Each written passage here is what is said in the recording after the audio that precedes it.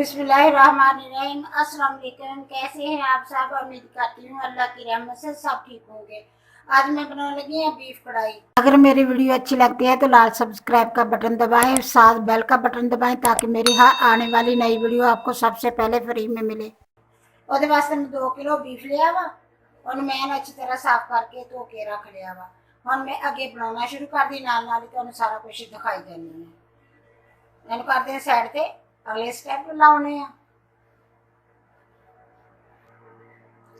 बिस्मिल्लाहिर्रहमानिर्रहीम। मैं कढ़ाई चुल्हे ते रख के अग जलाती। ये मैं डालता ऑयल, ये मैं कुछ डाल दूंगी खड़े मसाले, 2-3 दालचीनी के टुकड़े आ, 2-3 कड़ी पत्ता वा, 8-10 लौंगा, 2 बादाम दे पूरा, थोड़ी जी जवित्री आ, थोड़ी जी 3-4 छोटियां इलायचियां वा, बड़ियां इलायचियां वा, 4-5 छोटियां इलायचियां, कुछ कालियां मिर्चां वा। ये सारियां डाल दूंगी। मेरा ख्याल मैं इत्थे की कीता तो नजर शायद नहीं आया, इत्थे करके सारा कुछ मैं विच डाल दूंगी। इनू थोड़ा जिहा कड़कड़ाऊंगी।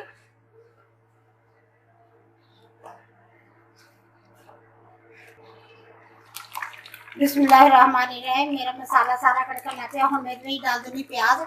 मैं 4-5 प्याज लिया सी, उन्होंने मैं इस तरह करके रफली कट लिया। उन्होंने धोया, धो के अच्छी तरह ये डाल दूंगी।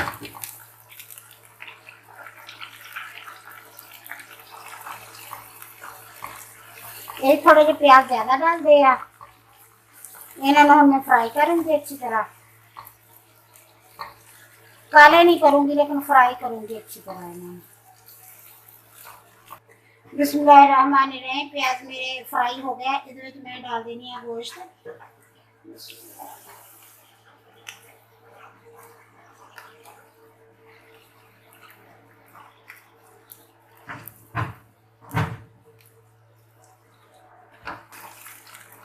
गोश्त में सारा डाल लिया। हम मैंने अच्छी तरह मिक्स कर लूंगी। नाली ये डाल दूंगी नमक। नमक हसबे जायका तुसी आपदी हिसाब नहीं लवोगे, जिस हिसाब ना चीनी गोश्त वा उस हिसाब ना लवोगे। मैं डाल रही हूँ 1 छोटे बड़ा चम्मच।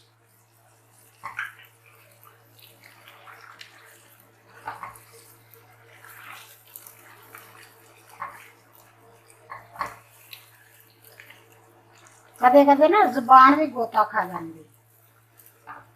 गल कोई करनी होंगी है, जुबान के कोई आ जाती। बस इनमें इन्नी की करूँगी जिन्ना के रंग मतलब थोड़ा जा चेंज हो जाए उन्ना।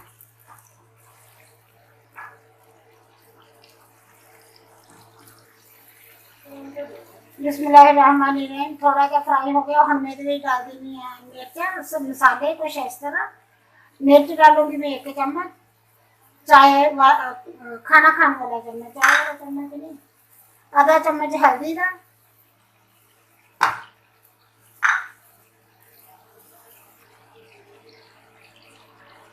डेढ़ चम्मच डालूंगी धनिया पीसे हुए का, 1 चम्मच डालूंगी जीरे का और मैं अच्छी तरह मिक्स कर लूंगी। बिस्मिल्लाहिर्रहमानिर्रहीम। मसाला अच्छी तरह मिक्स हो गया वो। और मैं डाल देनी टमाटर की पेस्ट। मैं 6 टमाटर लिया से, दरमियानी साइज के से, बहुत बड़े नहीं से। 5-6 हरियां मिर्चां पाइयां, उन्होंने मैं पेस्ट बना ली, वो डाल दूँ मेरे।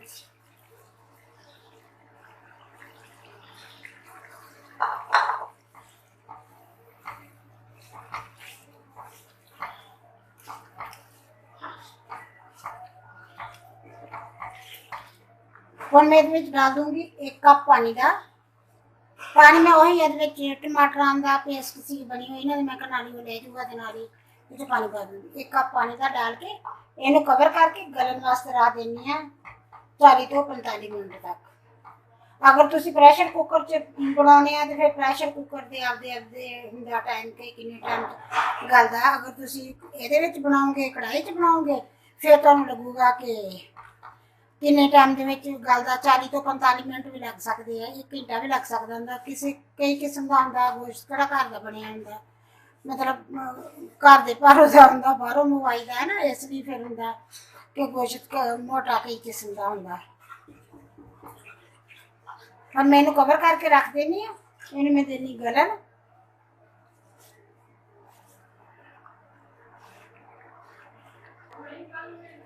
बस कवर करके रख दिता। हुण मैं इनू रखूँ 40 तो 45 मिनट तक रखूँगी, एक दो दफा विचों हिला के इनू देखूँगी कि गल गया वा। अगर तो गल जूगा तो फिर मैं इनू थोड़ा अग तेज कर दूँ, मैं दरमियानी अग ते रख दिता वा गलने वास्ते। अगर तो गल गया होया तो थोड़ा पानी विच होया, फिर मैं अग तेज कर दूँ, फिर मैं अगे तुहानूं दिखाऊंगी कि की करना वा।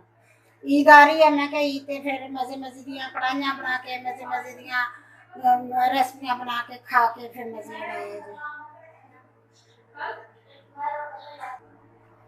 बिस्मिल्लाहिर्रहमानिर्रहीम। मैं काफ़ी दफ़ा 2-3 दफ़ा मेरा ढक्कन चुक्या करके चेक किया कि थले ना लग जाए। हुण इहदा पानी खुशक हो गया तो तकरीबन गल भी गया वा।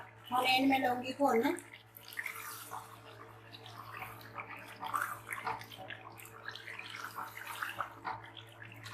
देखिए माशाल्लाह कितना आसान है। इन्हें तुसी मतलब कढ़ाई कह लो, बीफ कढ़ाई कह लो, बीफ कोरमा कह लो, देगी बीफ कोरमा कह लो, मतलब ये हर चीज़ का टेस्ट है, हर चीज़ का स्वाद है। हाँ तुहानूं मैं याद भुल के दसन दा, मैं लसन अदरक जो पाया ना उदों मेरी वीडियो शूट नहीं हुई सी। ਇਹਦੇ ਵਿੱਚ मैं 1.5 चम्मच लसन का पाया पीस के पेस्ट बना के, 1.5 चम्मच ये मैं अदरक का पाया, क्योंकि मेरे 2 किलो सी ना बीफ, इसलिए मैं उदों मेरी वीडियो बनी नहीं सी जो मैं पाया ਇਹਦੇ ਵਿੱਚ। बाद च मैं चेक की तो नहीं सी बनी हुई वीडियो। बस हुण मैंने लूँगी भुन।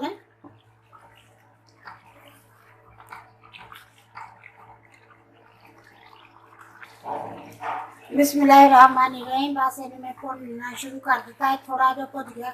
हुण मैं इहदे विच डाल दूँगी दही। 1 कप मैं दही का लिया, उहदे विच डाल दूँगी दही डाल के। हुण इहनूं मैं भुन लूँगी एन अच्छी तरह, जिन्नी देर तक दही का पानी भी खुश्क ना हो। मिक्स कर दूँगी पहले तो दही एन अच्छी तरह सारे। इदा ना बनाया जे जरूर, बना के खाया जे। ईद आ रही है, ईद ते बना के खाया जे, बहुत मजे का लगूगा। तो खान च भी जरा नहीं होगा कि तुसी थोड़ा खाया तो भुख मतलब बंदे का अजीब जिहा होने लग जाता खान में। एक बना के खाओगे ना तो जरा भी तुहानूं इदा नहीं लगूगा। इहदे नाल माशाल्लाह ये बहुत अच्छा बनता है, तो बहुत मजे का भी बनता है।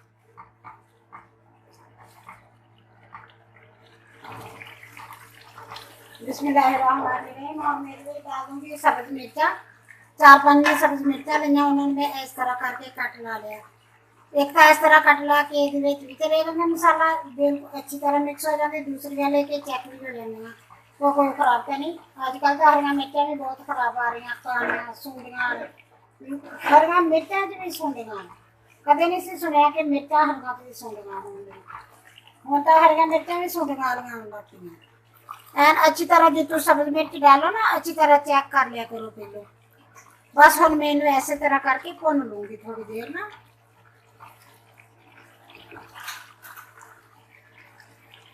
बिस्मिल्लाहिर्रहमानिर्रहीम। बस मेरा बीफ बन के तैयार हो चला, बीफ कढ़ाई बन के तैयार हो चली। बीफ कौरमा कह दो, बीफ कढ़ाई कह दो, बीफ देगी कौरमा कह सकते हैं, क्योंकि माशाल्लाह इहदा जिहड़ी ग्रेवी बनी है ना कौरमे की, कौरमे चलो बिल्कुल कौरमे नालों भी वध के बनी माशाल्लाह माशाल्लाह। हाँ देखो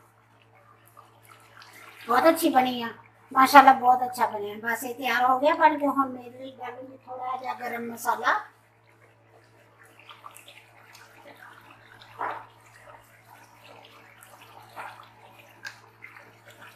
1 चम्मच डालूंगी गरम मसाले का। इन्हें मिक्स कर दूंगी।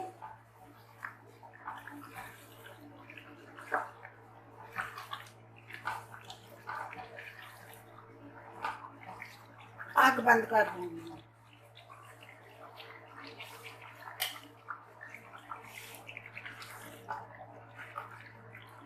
बंद करके इन 5-4 मिनट कवर करके रख दूंगी।